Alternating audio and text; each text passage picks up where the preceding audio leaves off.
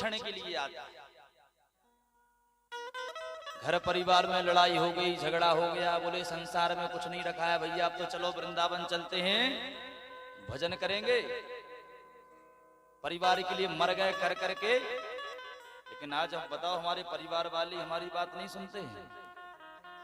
संसार में कुछ नहीं रखा है, संसार से चलना चाहिए। अब बाबूजी पहुंचे महाराज, स्टैंड पे पहुंच गए। बोले अब तो भैया मैं बस में बैठ के ही मानूंगा, अब तो वृंदावन जाऊंगा चाहे कुछ हो जाए।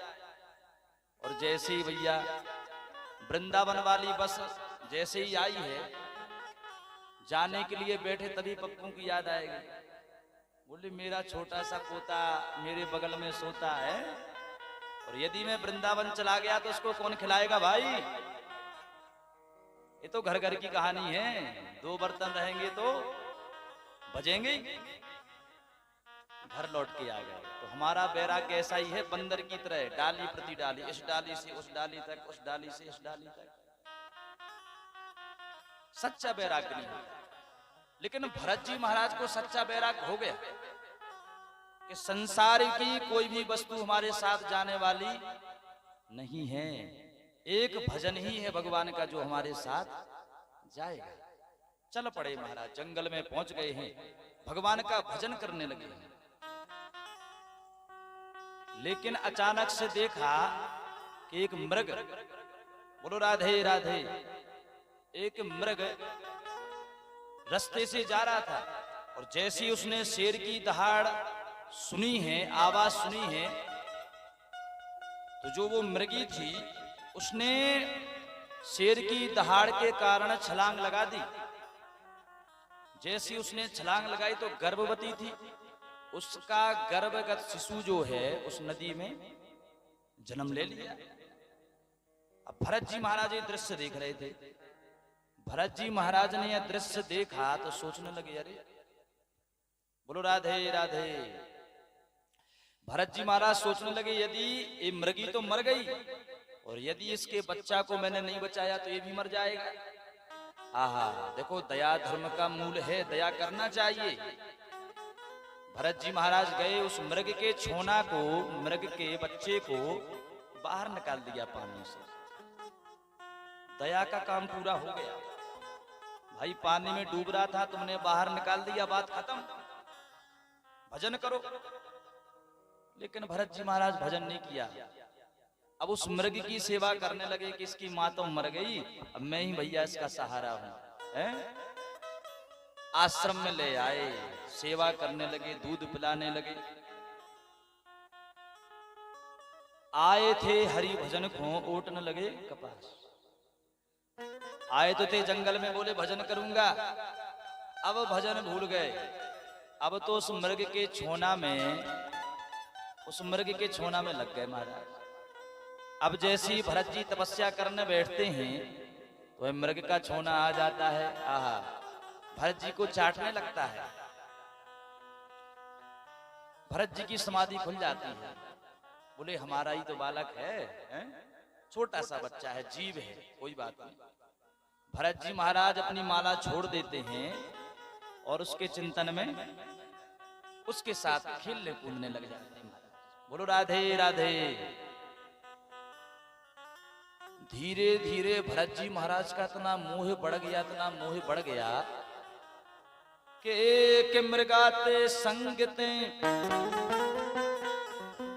एक मृगा के संगते भरत धरी मृग देह, तुलसी उनकी कौन गति, जो घर घर करत स्नेह। आहा, कहते भैया यदि इस जीव ने अपना अंत सुधार लिया तो सारा जीवन सुधार लिया। शास्त्रों में लिखा है अंते यामति सागति, अंत में जैसा करोगे, जैसा चिंतन करोगे वो ही बनोगे। शास्त्र का सिद्धांत है महाराज। इसलिए जन्म जन्म मुनि जतन कराही, अंत नाम कहे आवत नाही। इसलिए भैया बड़े बड़े संत महात्मा ये ग्रंथ आदि यही कहते हैं कि शुरुआत से ही भगवान का भजन बढ़ा दो। यदि भगवान का भजन करते रहोगे तो अंत में भगवान का नाम याद आएगा।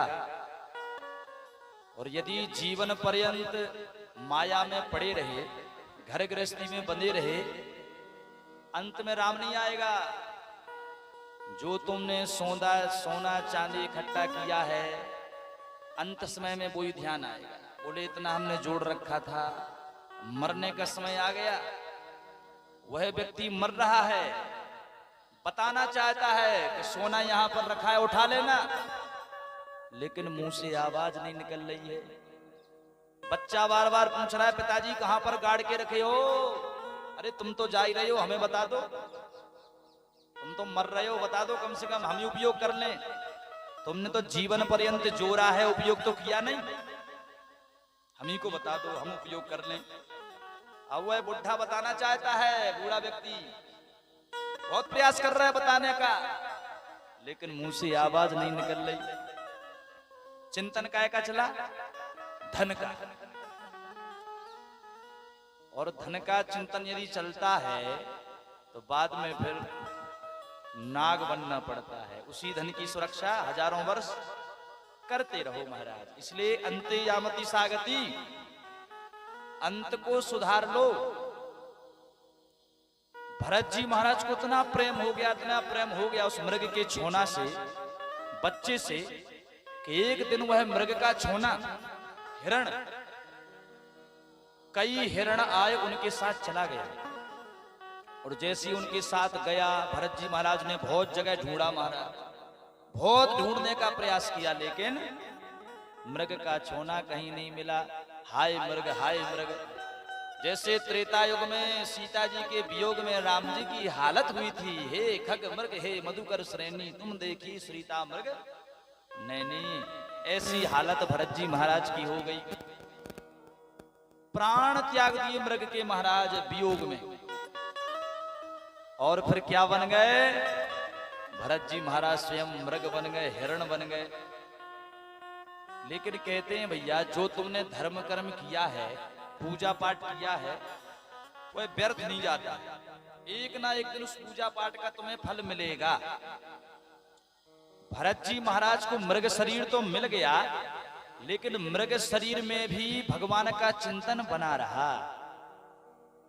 अफसोस हुआ, मन में बहुत दुख हुआ। बोले देखो मैं तो भजन करने आया था, लेकिन मैं हिरण की योनि में आ गया।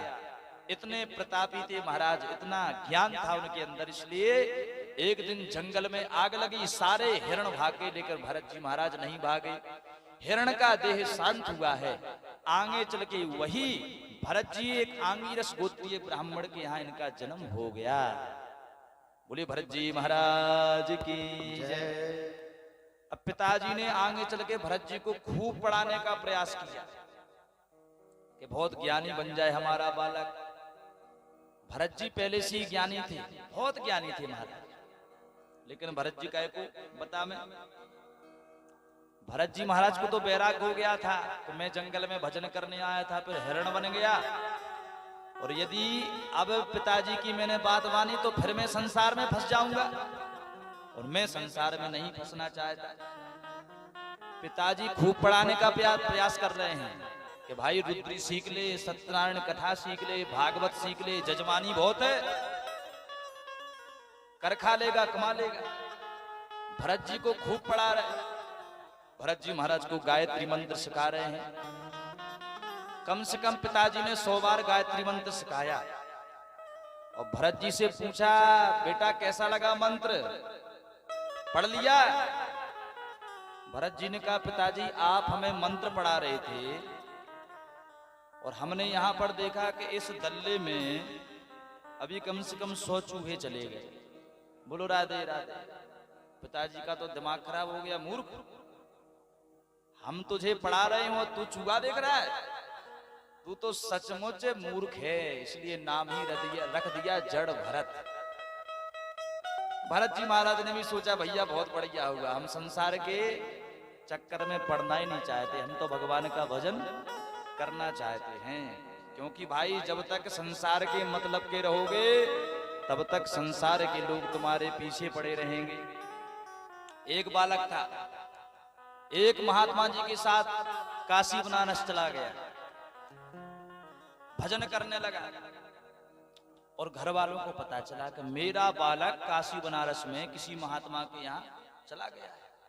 घर वाले दौड़े दौड़े गए, महात्मा जी से जाकर कहा, बोले महात्मा जी हमारा एक ही बालक है, कृपा करो, कहीं ये भी महात्मा बन गया तो लेने के देने पड़ जाएंगे हैं? यदि ये भी महात्मा बन गया तो फिर हम कहां जाएंगे? मतलब बोले हमारे बालक को हमें दे दो। संत ने बालक से कहा, बोले बालक इधर आओ, तुम्हारे माता पिता तुम्हें बुलाना चाहते हैं, जाओ भाई। बोले नहीं, मैं तो भजन करने आया हूं, सो भजन करूंगा। महात्मा जी ने कहा, सुनो भैया, तुझे भजन ही तो करना है, तो मैंने तुझे मंत्र दे दिया, अब घर में जाना और इस मंत्र का जाप करना। ठीक है महाराज। बालक चला गया, घर पे पहुंच गया। अब महाराज 4 बजे उठे, माला लेके बैठ जाए, 12 बजे तक माला जपे, फिर भोजन करे, फिर माला जपने लग जाए। अब घर वालों ने सोचा अभी काशी बनारस से आया है, अभी भजन का भूत चढ़ा है इसको, कोई बात नहीं, 2-4 दिन तो। अब 2-4 दिन की जगह भैया महीना भर हो गया। अब तो घर वालों का दिमाग खराब। बोले भैया क्यों, खेतों पे इतना काम लगा है, हैं? किसानी का इतना जोरदार काम चल रहा है, तुम हो कि दिन भर माला लेके बैठे रहते हो, चलो खेत पर, छोड़ो माला। बालक ने कहा, सुनो भैया, मैं भजन करने को बाबा बना था, सो मैं तो भजन करूंगा। घर वालों का बड़ा दिमाग खराब। अच्छा अच्छा, तो एक काम कर भैया, तुझे भजन ही करना है तो जा बाबा के पास, यहां तेरी कोई जरूरत नहीं है। बोलो राधे राधे। जब तक संसार के मतलब के रहेंगे तब तक संसार के लोग सम्मान देंगे, बुलाएंगे। उस बालक ने कह दिया मैं संसार के चक्कर में नहीं पड़ना, तो घर वालों ने पहले से ही त्याग दिया। बोले जा भैया बाबा के पास। भरत जी महाराज भी यही सोच रहे कि हमें क्या लेना दुनियादारी से, हम तो भगवान का भजन करेंगे। आहा, 5 भाई थे महाराज। भरत जी महाराज बहुत हट्टे कट्टे। अब भरत जी महाराज की जो भाभियां हैं उनको जलन होने लगी कि हमारे स्वामी बताओ इतना खाते पीते हैं, 2-2, 4-4 प्रकार की सब्जी, रोटी, खीर, पुआ, मालपुआ सब कुछ खिला रहा है, लेकिन हमारे पतिदेव 1.5 हड्डी के हैं। अब इसको देखो, बासी तिबासी रोटी खाता है, लेकिन फिर भी देखो इतना मोटा गया है। भाभियों ने कहा, बोले स्वामी जी दिन भर ही पड़ा रहता है यहाँ पर, इससे कहो थोड़ा खेतों पे काम लगाए, खेतों पे जाए। भाई पत्नी की बात सब मानते हैं। भैया गए, बोले ऐसी सी बात है, बोले जाओ खेतों पर काम लगाए, बहुत चिड़ियां आती हैं, उनको भगाना। ठीक है महाराज। भरत जी खेतों पे पहुंच गए, हजारों चिड़ियां आ गई, चिकचिक करती हुई, चिकचिकाती हुई महाराज। अब भरत जी ने सोचा भैया मैं कौन और मेरा क्या है? राम जी की चिड़ियां, राम जी के खेत, खाओ री चिड़ियां भर भर पेट। भरत जी महाराज को भेजा था कि खेतों की रखवाली करेगा, लेकिन महाराज काहे को खेतों की रखवाली करी, पूरा खेत और पूरा उजड़वा दिया महाराज। बोलो राधे राधे। अब जब भैया को पता चला तो बाद में बड़ा दिमाग खराब हुआ। बोले भरत तुझे तो हमने भेजा था खेतों की रक्षा करने के लिए, तूने तो पूरा खेती बर्बाद करवा दी। तुम खेत रखाने लायक नहीं हो, एक काम करो इस खेत में थोड़ा जुताई कर दो, फिर से जुताई कर दो इस खेत की। भैया इतना कह के चले गए और भरत जी महाराज ने भरत जी महाराज से कहा था कि छोटा सा गड्ढा करना, और भरत जी ने कुआं खोद दिया। बोलो राधे राधे। भैया लोगों को बड़ा गुस्सा आया, बोले ये तो निकम्मा है, किसी काम का ही नहीं है, भगा दिया घर से बाहर। भरत जी महाराज भाग गए। अब तो जंगल में पहुंच गए महाराज। आहा, जंगल में पहुंच गए भरत जी महाराज। जहां से जैसा थोड़ा बहुत भरत जी को मिल जाता है वो प्रसाद वह ग्रहण कर लेते हैं। एक राजा ने दुर्गा मैया से प्रार्थना करी कि हे अम्बे मां, हे देवी, यदि मेरे घर में कोई संतान हो जाए तो मैं आपको नरबली चढ़ाऊंगा, नरबली दूंगा। दुर्गा मैया ने ऐसी कृपा करी कि उसके यहाँ संतान हो गई। अब बोले भाई नरबली कहां से लाएं? हैं? सैनिकों से कहा, बोले जाओ जो भी रास्ते में मिल जाए उसी को पकड़ ले आओ। और तो कोई मिला नहीं, भरत जी मिल गए। भरत जी को ले गए, महाराज खूब नहलाया धुलाया, दूध से बड़ा दिव्य स्नान कराया, खूब मालपुआ रबड़ी रसमलाई पुड़ी इत्यादि सब पाए। भरत जी महाराज ने कहा क्या बात है भाई, आज बड़ा स्वागत हो रहा है, चकाचक स्वागत हो रहा है भरत जी का। अब सैनिकों ने कहा, बोले महाराज खूब तुमने पा लिया, खूब दूध से स्नान कर ले, अब चलो थोड़ा मंदिर में। अच्छा भैया, मंदिर में पहुंच गए। बोले महाराज थोड़ी गर्दन को झुकाओ। और जैसे ही भरत जी महाराज ने गर्दन को झुकाया, इतने में एक सैनिक आ गया तलवार लेके। बोले भैया क्या कर रहे हो? सैनिक ने कहा, सुनो भरत जी, खीर मालपुआ फ्री के नहीं थे, हाँ जैसे तुमने वो बड़ी मौज मस्ती से खा है तो इसको भी स्वीकार करो। भरत जी महाराज ने कहा, भैया अजीब दुनिया है, पहले खिला दिए फिर मार दिए। कोई बात नहीं भैया, जैसी भगवान की इच्छा, जैसी जगदम्बा महारानी की इच्छा। भरत जी महाराज ने गर्दन को झुकाया है और सैनिक जैसी तलवार मारने ही वाला था तो सहसोचरा सेव देवी भद्रकाली, साक्षात पूर्ण ब्रह्म परमात्मा की दिव्य स्वरूपा शक्ति जगदम्बा महारानी प्रकट हो गई हैं। बोले जगदम्बा मातु की जय। जितने सैनिक वहां पर खड़े हुए थे महाराज, सबके सिर धड़ से अलग कर दिए महाराज। 1 मिनट में सारा सन्नाटा छा गया। भरत जी महाराज समझ गए कि साक्षात जगदम्बा मातु की कृपा हमारे ऊपर हो गई है। बोले जगदम्बा मातु की जय।